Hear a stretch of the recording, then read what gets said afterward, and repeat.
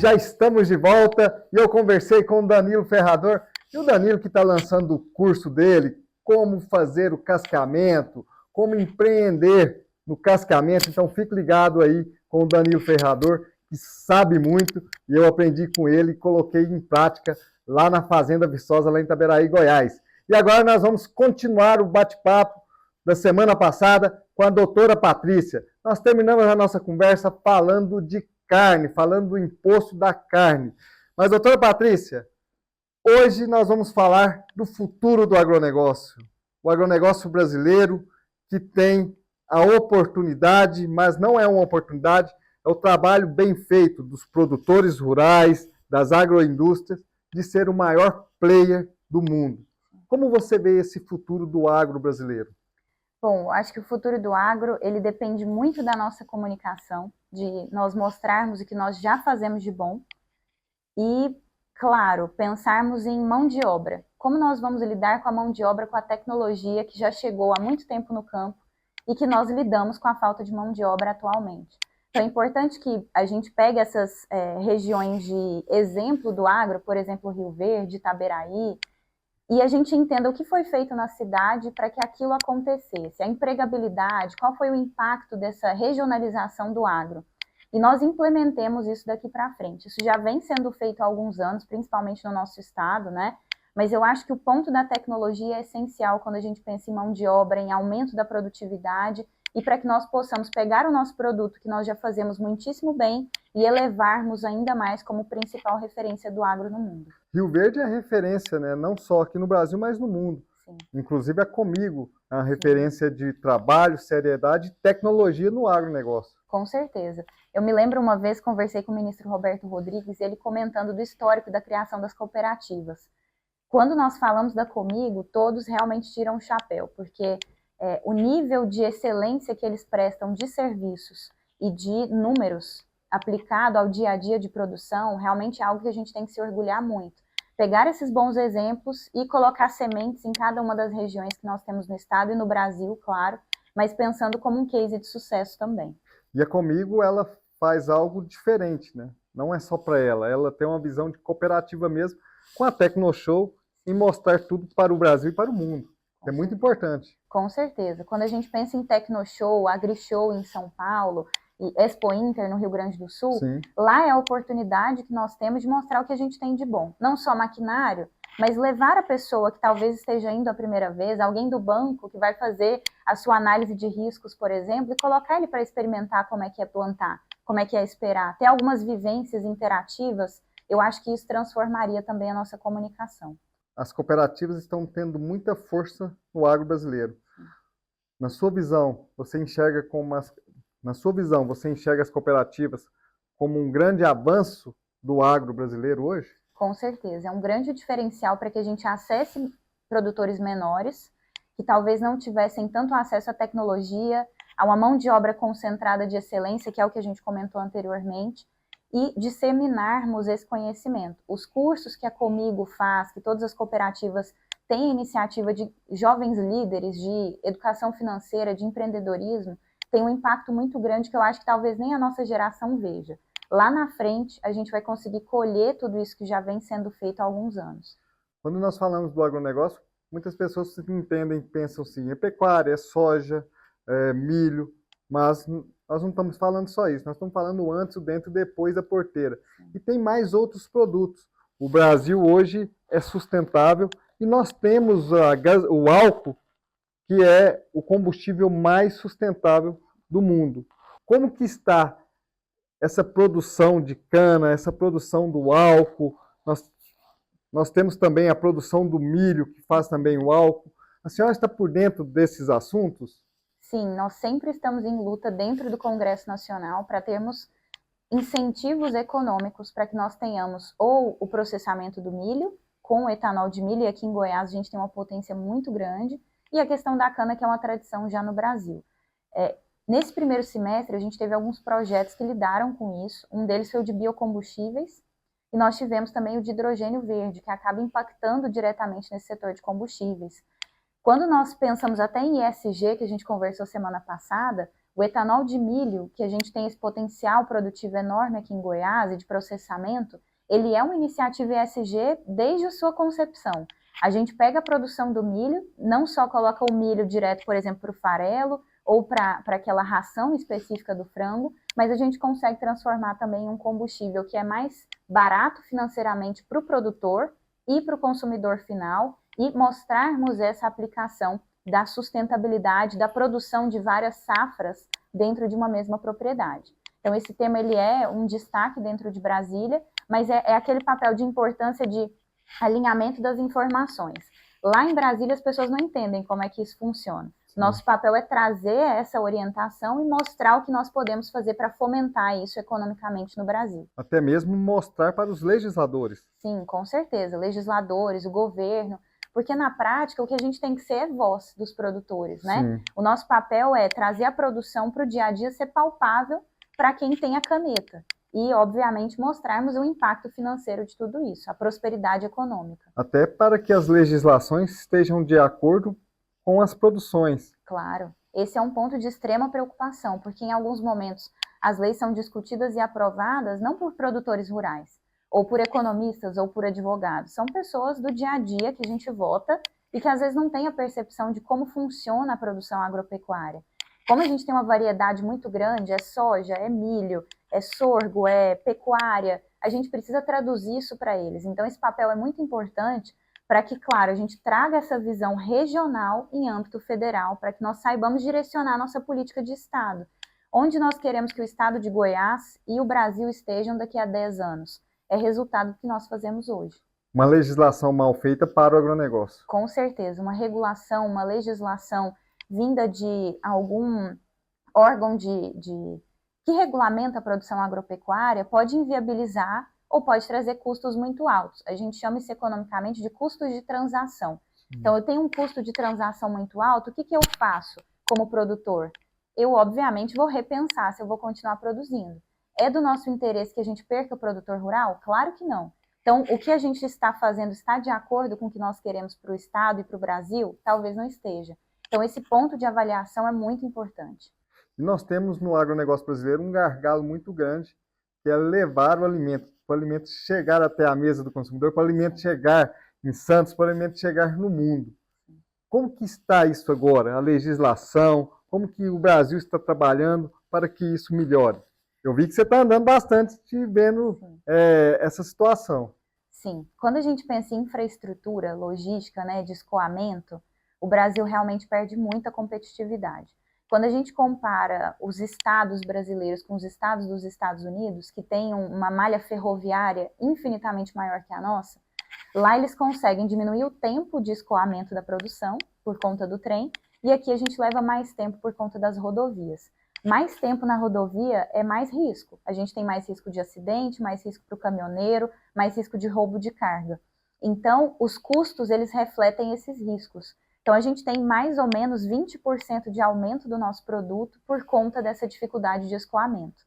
A malha rodoviária do Brasil hoje, ela passa por uma reestruturação, principalmente aqui no estado de Goiás, a gente presencia, né? Eu que pego muita estrada, você também, e os produtores também, vivenciam, né, a malha rodoviária.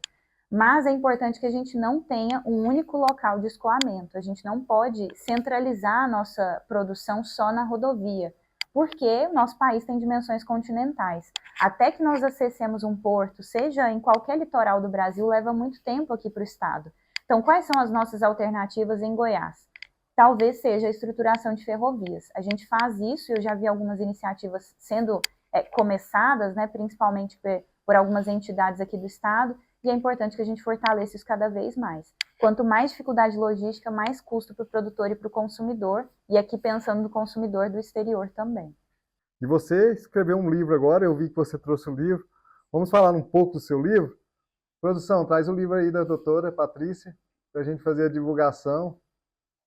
Obrigada. Bom, Sebastião, vou aproveitar e já te presentear com o livro. Obrigado. Eu vou querer um autógrafo. Com certeza. Bom, esse livro ele nasceu da minha inquietação de por que os nossos produtos no Brasil eles perdiam tanta competitividade.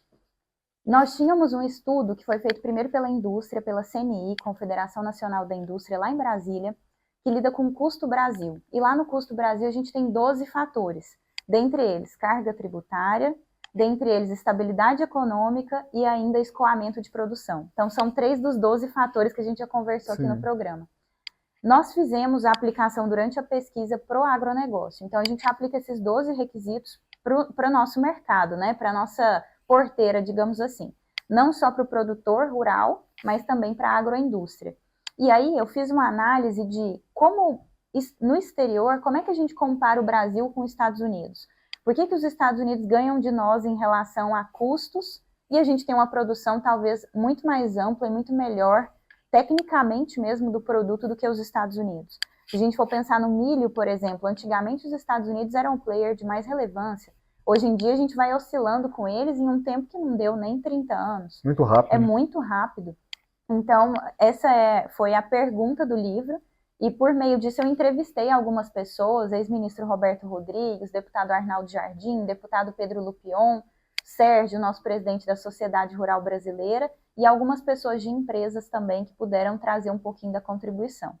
Análise econômica do agronegócio, competitividade no mercado agropecuário global, doutora Patrícia. Onde encontra, doutora? Temos na Amazon, mas vamos ter um lançamento em Goiânia também. Em Goiânia? Em Goiânia. Ah, vamos que fazer bom, o né? convite para você e para os telespectadores. Vamos levar o pessoal da Agro Tem Voz lá, nós vamos Coisa gravar boa. lá. Vai ser ótimo. Doutora, muito obrigado pelo seu livro. Eu quero a sua assinatura aqui. Eu faço questão de ler e depois escrever um pouco sobre esse livro. Gosto muito dos seus artigos, estou sempre acompanhando. Em relação a isso, qual que é o conselho para o jovem profissional? Eu vejo que você é uma jovem e tem muitos jovens aí começando, ou no direito, ou na política, querendo trabalhar com agronegócio. Muitas pessoas pensam que o agronegócio é aquela maravilha, está tendo dinheiro demais, mas não sabe como é difícil lidar com o agronegócio. Como que é para esses jovens? O que eles precisam? Qual que é a preparação para chegar aí como diretora executiva da Sociedade Rural Brasileira, para ser uma advogada reconhecida, para ser uma pessoa que é escutada pelos deputados e deputadas do país, senadores e senadoras do nosso país? Dê uma dica aí para esses jovens. Bom, a minha trajetória foi muito engraçada, porque nada disso foi planejado. Eu venho de uma família que vem de Rio Verde, Santa Helena, Creúna, e tive alguns políticos na família durante a época da Assembleia Constituinte, e então a política sempre esteve conosco, e a produção agropecuária também. Meu avô, eu me lembro de cada cavalo que ele colocava os nomes e de cada vaquinha que ele sempre colocava nas fotos. Na época eu não era nascida ainda, porque ele morava na roça, mas eu tenho essas lembranças muito vívidas comigo. Sempre levei isso, mas eu sempre fui uma pessoa de cidade, digamos assim. Quando eu me decidi fazer direito, né, ser advogada, eu pensei, como eu posso auxiliar a sociedade em que eu vivo? Como é que eu posso auxiliar meu estado? A primeira coisa que eu pensei foi resgatar as minhas origens e poder estar junto do agro e junto de toda essa tradição que minha família sempre teve.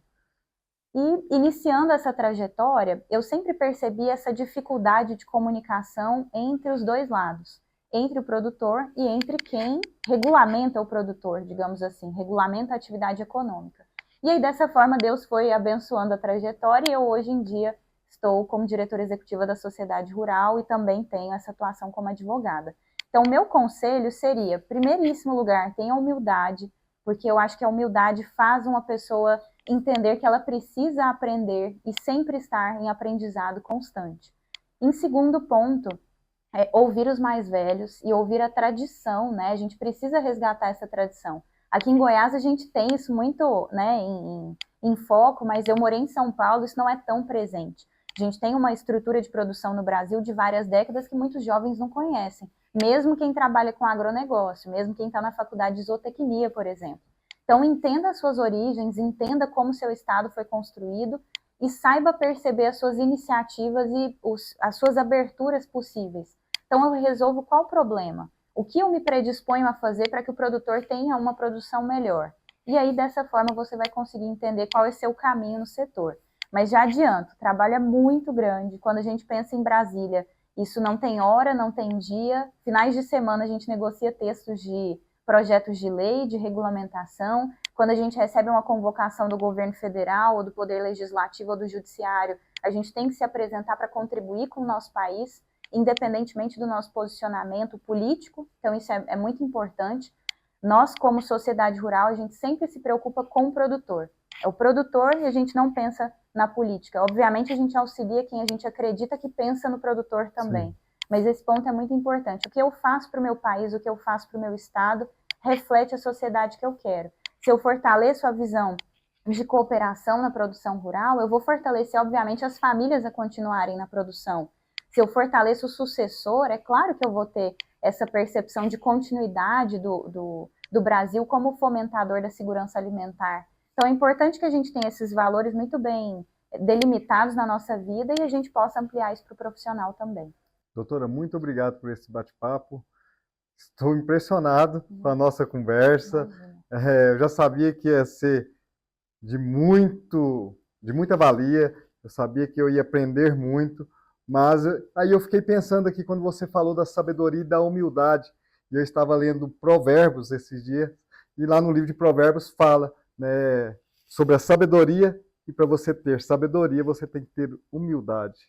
Então é essencial ter humildade para aprender, sempre estar aprendendo, e para chegar lá, trabalhar em Brasília, não tem dia, não tem hora, não tem férias, talvez está de férias, você fala assim, eu tenho que voltar, eu vou ter que fazer isso, o pessoal está ligando, então é assim que é para servir o nosso país, né, doutora? Com certeza, é igual o produtor, a gente planta para colher daqui a pouco, né, e às vezes a gente é imediatista, quer os resultados na hora, né, mas a gente tem que saber esperar, porque o resultado da sociedade é o que cada um de nós fazemos. E quando o resultado vem, a gente fala, uai, já?